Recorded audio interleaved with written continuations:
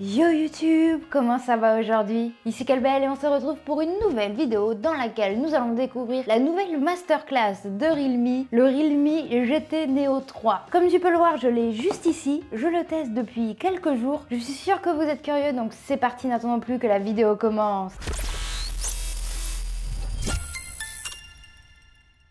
Realme a annoncé aujourd'hui la sortie de son nouveau smartphone qui pour moi est une masterclass ou un flagship killer comme on appelle ça dans le jargon du smartphone. Il s'agit du GT Neo 3. Il a de très belles caractéristiques. La version que j'ai pu tester, donc que j'ai entre les mains, c'est la version 12 Go de RAM, 256 Go de stockage, compatible 150 watts. C'est-à-dire c'est le maximum du maximum de la puissance, vois-tu. Et en plus il est 5G, si on avait oublié quelque chose. Donc le smartphone que j'ai pu tester coûte quand même 699,99 €.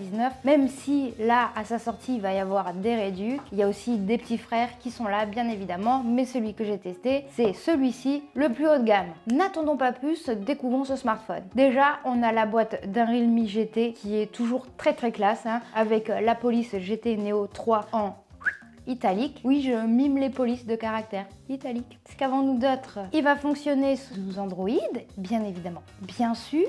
Sur le dos, on a les principales caractéristiques évidemment du smartphone comme tous les smartphones Realme. Dans un premier temps, nous allons pouvoir voir que moi, j'ai pu tester le smartphone qui est de couleur noire. Il existe d'autres couleurs. Et pour tout vous dire, en fait, comme je le teste avant la sortie officielle, je ne connais pas les autres couleurs. Pour l'instant, de sûr, il y a noir. Après, je ne sais pas. Voilà. Dans ces caractéristiques principales, on va voir que la première, c'est quand même l'une des plus importantes et l'une des plus impressionnantes, ça va être la charge ultra dart. Donc ça va être de la charge ultra rapide de 150 watts. Je crois que le plus gros que j'ai testé c'est du 110 watts et ça va super vite déjà, donc 150 watts, mathématiquement ça va encore plus vite. Qu'est-ce qu'on a d'autre? On a le processeur 5G, on va avoir un processeur de l'écran dédicté. Est-ce que tu peux me mettre la traduction en post-prod Charlotte? Merci. Oui, je fais comme les gros youtubeurs, je fais genre j'ai un monteur, en fait c'est moi qui me donne des instructions. Et en caméra, on va avoir une Sony IMX 766, donc on a toujours une belle caméra Sony. Ça, c'est juste pour nous donner l'eau à la bouche. J'aime toujours cette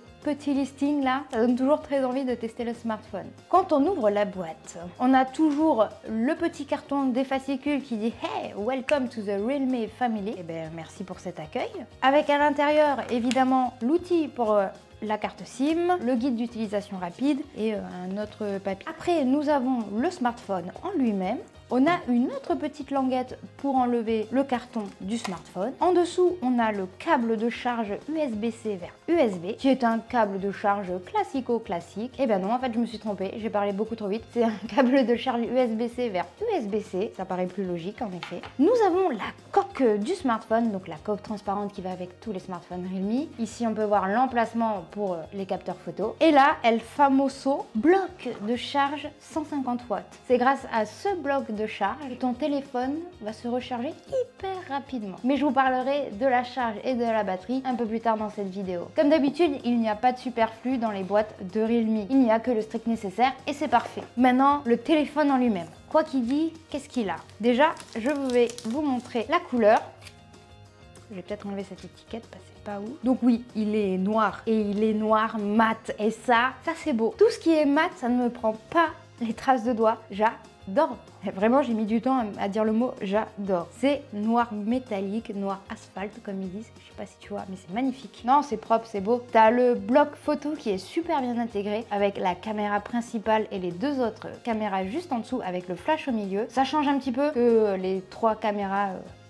Moi j'aime bien, c'est une disposition que je trouve assez sympa. Ce bloc photo me fait penser au monstre dans Monster et compagnie. Mat, puis on sait où seulement secouer cette feignasse qui va défoncer son matelas. Voilà. Par contre à noter, certes c'est tout doux, certes ça brille, c'est un peu glissant. On va pas se mentir, c'est quand même un peu glissant. En main là, super léger le téléphone. Il pèse 188 grammes, d'après ce que j'ai trouvé sur internet. Écoute-moi, quand le dos fait ce son, c'est que c'est propre. Bref, le tour du propriétaire maintenant. Sur le côté, nous avons une petite touche texturée pour verrouiller et éteindre le téléphone. C'est vraiment très sympa le fait que ce soit texturé avec des rainures. En haut, on a haut-parleur micro. Sur l'autre côté, on a les touches plus et moins pour le volume. Et en dessous, on a le port USB-C pour le charger, un micro en haut-parleur et l'emplacement dual SIM. En gros, il est foutu comme beaucoup de téléphones. J'aime beaucoup le format de ce téléphone. Il n'est ni trop gros, ni trop petit. Il est ni trop fin, ni trop pépé.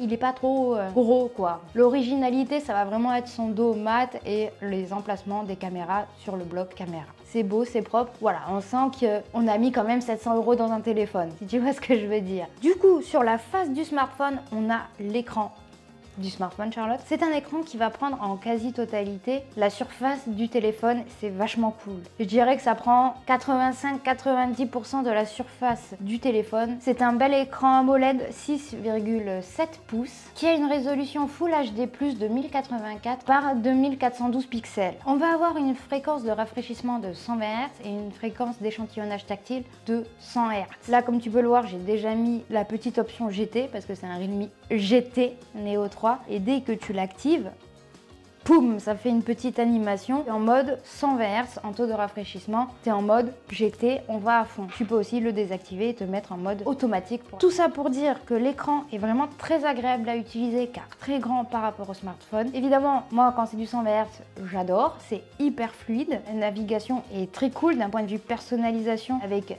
Realme UI 3.0, tu as encore plus de possibilités, donc c'est très sympa. Niveau processeur, on va avoir un processeur MediaTek Dimensity 8100. C'est donc un processeur 5G. Je vais pas vous mytho, j'y connais rien en processeur, donc je vous le dis, mais je pense qu'à mon avis, c'est très puissant. Mais comme dit, je vais mettre un test Antutu pour vous dire à quel point je suis à l'aise avec les processeurs.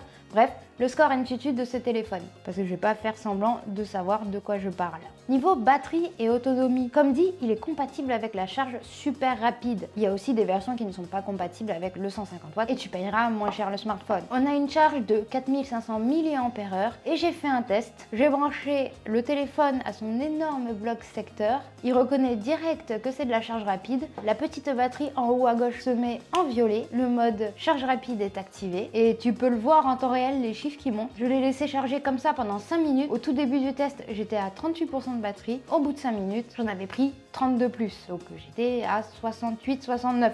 Donc oui, ça va très vite. Tu peux clairement recharger ton téléphone en 10 minutes. Je sais pas si on prend le temps de se rendre compte, mais je trouve qu'on est passé très vite d'une période où il fallait 3-4 heures pour charger son téléphone à 10 minutes. Il n'y a pas eu de transition. Je trouve qu'on s'est acclimaté trop vite à ce changement. Pas longtemps, il nous fallait quelques heures pour charger le smartphone. Là, tu mets 10-15 minutes à charger ton smartphone. C'est rien.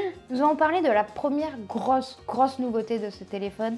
C'est donc la charge ultra méga rapide. Ouais, j'ai inventé un mot. L'autre atout de ce smartphone, ça va quand même être ses caméras. T'as vu la taille de la caméra principale de 50 mégapixels? Elle en impose quand même un petit peu. J'ai pris des photos et comme il fait beau, j'ai pris des fleurs en photo. J'ai tout testé. J'ai testé la caméra principale de 50 mégapixels qui est un grand angle. Il y a aussi la caméra ultra grand angle de 8 mégapixels et une caméra macro de 2 mégapixels. La caméra frontale, donc à selfie, est une caméra de 16 mégapixels. Personnellement, je trouve que la caméra est hyper intuitive à utiliser comme au final toutes les applications photo, vidéo. Tu peux activer et désactiver le mode intelligence artificielle. Si tu actives le mode intelligence artificielle, les couleurs vont être beaucoup plus saturées comme tu peux le voir. Honnêtement, je trouve que c'est un peu trop saturé. Je trouve qu'avec l'objectif de base et le mode HDR, les photos sont super belles niveau couleur. Aussi, en vidéo, j'ai voulu faire un test. Je suis passée de l'extérieur très ensoleillé à l'intérieur très sombre. Le téléphone fait super bien la transition. Quand je monte des escaliers, ça bouge pas trop. On passe du jour à la nuit sans aucun souci. Vraiment très belle performance photo vidéo. J'ai aussi évidemment testé de filmer avec la caméra selfie. Donc on peut pouvoir entendre le micro de l'appareil. Ok, là je teste le mode vidéo un peu portrait. J'ai mis un flou maximum en arrière-plan et en même temps on va pouvoir tester le son extérieur. Est-ce que ça marche? Pour une fois, je teste aussi cette chose. Et voilà.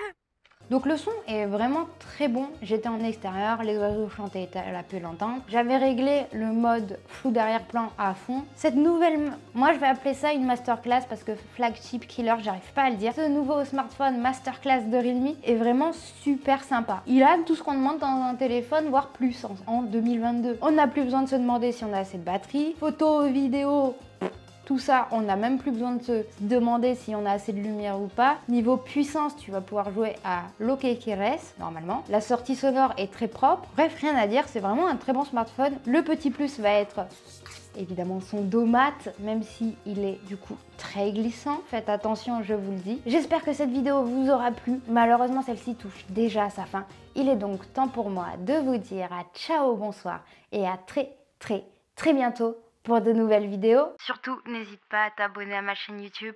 Je suis aussi sur les réseaux sociaux si tu as envie de me suivre. Et voilà, je mets d'autres vidéos là qui vont s'afficher. Comme ça, tu peux voir d'autres vidéos. C'est cool. Voilà.